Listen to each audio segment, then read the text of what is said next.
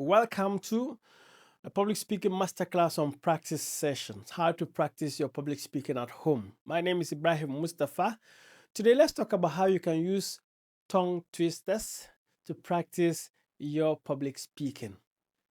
Tongue twisters are difficult words put together or words that rhyme. Now, if you don't take time, you may not be able to read them very well.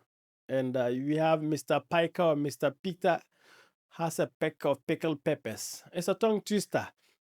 So you can use tongue twisters to practice your presentation. All you need to do is to download them. Go online, just type on Google, like search, do a search or Google search or type that on ChatGPT that you want tongue twisters for public speaking practice. They are going to give you a lot of them.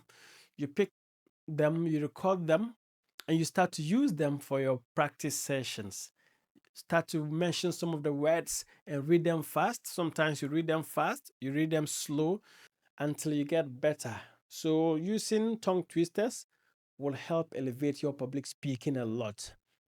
Tongue twisters are they are similar to reading aloud because the more you read aloud, you get better. If you use tongue twisters, if you have a tongue that is too hard to mention some words, it breaks the tongue loose because now you are mentioning a lot of difficult words in a series of time.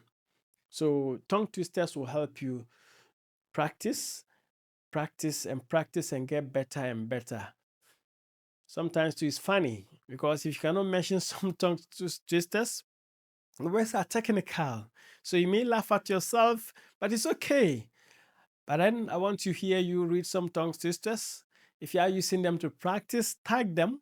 Just take a 1 minute video, download or go online, get some tongue twisters, and also tag me with that if you are practicing with that. Let me laugh at you small, but you are going to be better. You are going to get better.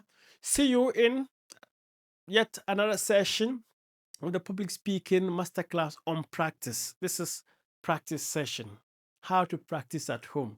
Thank you. Bye bye.